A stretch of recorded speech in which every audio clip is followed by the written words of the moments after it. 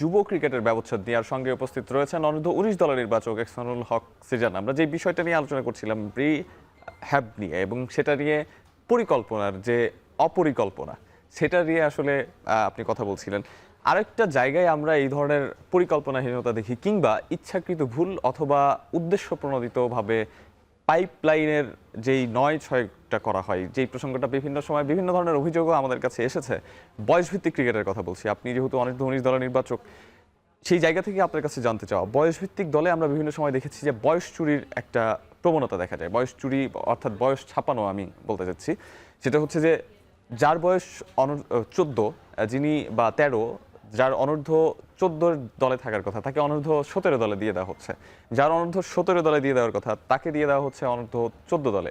এই ধরনের অনেক অভিযোগ আছে, অনেক অভিভাবকদের সাথেও কথা হয়েছে, তারা বিভিন্ন সময় এই অভিযোগগুলো করেছেন। আপনি কি আসলে নির্বাচক হিসেবে এই ধরনের ঘটনার সম্মুখীন হয়েছেন কিনা কিংবা কোনো অভিযোগ পেয়েছেন কিনা এখন পর্যন্ত? অনেক অভিযোগ পেয়েছি, সত্যি কথা। এটা আসলে পুরাটাই দেখে, কিন্তু বয়সের যে ব্যাপারটা এটা পুরাটাই দেখে মেডিকেলের ব্যাপার। আমি একটা ছোট্ট মজার কথা বলি আমার অভিজ্ঞতা থেকে।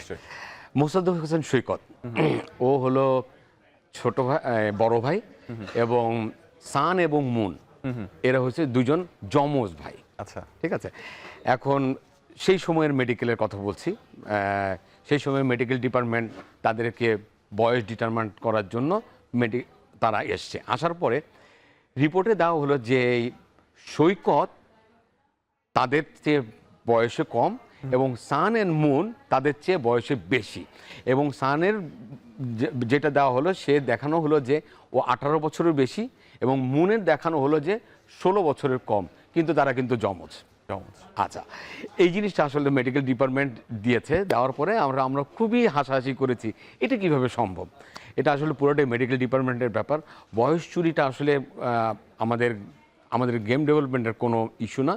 আমাদের যে জিনিসটা করানো হয়, বয়স ডিটারমাইন করে আমাদের বলা হয় যে এই সব প্লেয়ার এলিজেবল আন্ডার 17 বা আন্ডার 19 এবং আন্ডার 15, তখন কিন্তু আমরা ওই প্লেয়ারদেরকে সিলেক্ট করি, ওদেরকে আমরা খেলানোর চেষ্টা করি। সো বয়স ডিটারমাইনটা কীভাবে মেডিকেল ডিপার্টমেন্ট করে সেই জিনিসটা আসলে আমি খুব একটা বেশি ক্লিয়ার না, এবং ওই জিনিসটা আমি ঠিক ভালোভাবে জানতে চাই না।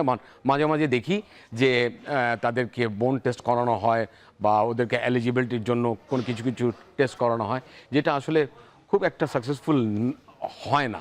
ইভেন ওয়ার্ল্ড ক্রিকেটেও আপনি দেখবেন যে বয়স চুরির ব্যাপারটা কিন্তু রয়েছে। আজকে আফগানিস্তান টিমকে কিন্তু এই ওয়ার্ল্ড কাপে আফগানিস্তান টিমকে কিন্তু আমার কোনো সময় মনে হয়নি, সবাই কিন্তু each and every official, even match অফিসিয়ালরাও কিন্তু বলেছে তাদের বয়সটা কিন্তু অনেক বেশি। ইংল্যান্ড টিমটাকে আমাকে একটু আমাদের কনফিউশন ক্রিয়েট করেছে। এখন বলতে পারেন যে কেন র্যান্ডমলি ইন্টারন্যাশনাল পর্যায়ে বয়স ডিটারমাইনটা করানো হয় না। আগে কিন্তু একটা সময় বয়স ডিটারমাইনের জন্য একটা ব্যাপার ছিল, সেইখানে কিন্তু র্যান্ডমলি বয়স চেক করানো হতো। বাট একটা ছোট্ট ইস্যু হয়েছিল এশিয়া কাপের সময়, যে এক হংকংয়ের এক প্লেয়ার, তার বাবা মাদের বা তাদেরকে ওভার এজ দেওয়ানো হয়, এবং সেই হংকংয়ের গার্জিয়ান এসিসির এগেনস্টে একটা মামলা করে এই বয়সের ব্যাপারে, বিকজ অফ তারা বলছে ওরা within the age, but Asia council বলছে যে না ওভার এজ। সো ওই মামলাতে আসলে আইসিসি বা এসিসি অনেকটাই বিব্রত করে ফেলেছে, মানে বিব্রত হয়েছিল। এই জন্য আসলে 8 থেকে 10 বছর তেমনভাবে কোনোভাবে বয়সটা আসলে ডিটারমাইন করা যাচ্ছে না। সো এখানে ওভারেজ প্লেয়ার আমরা ইন্টারন্যাশনাল পর্যায়ে আসলে দেখে যাচ্ছি। আপনার কাছে ছোট্ট করে জানতে চাই যে একেবারেই শেষ পর্যায়ে চলে এসেছি আমরা, নির্বাচক হিসেবে এই জায়গাগুলোতে আপনাদের প্রতিবন্ধকতার সম্মুখীন হতে হয় কিনা? নিশ্চয়ই হয়। যে আগে যখন একটা প্রসেস ছিল যে প্রতি বছর সব প্লেয়ারদের র্যান্ডম করানো হতো। দেখেন, আমরা তখন একটা 17 একটা প্লেয়ার রেডি করতাম।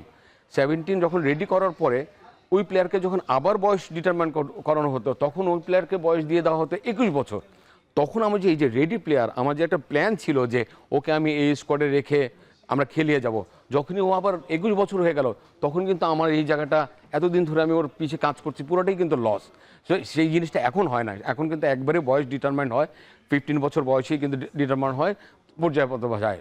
অসংখ্য ধন্যবাদ এহসানুল হক সেজান আমাদেরকে সময় দেওয়ার জন্য। আমরা প্রত্যাশা করব যে বয়স থেকে শুরু করে ক্রিকেটারদের এই যে ইনজুরি কিংবা পারফরমেন্স সব জায়গাগুলোতে বিসিবি ফাঁকফোকরগুলো খুঁজে বের করে সেগুলো নিয়ে দারুণভাবে কাজ করবে এবং এই জায়গাগুলো থেকে আমাদের পাইপলাইন ভবিষ্যতে আরও স্ট্রং হবে। দর্শক, আজকের এখন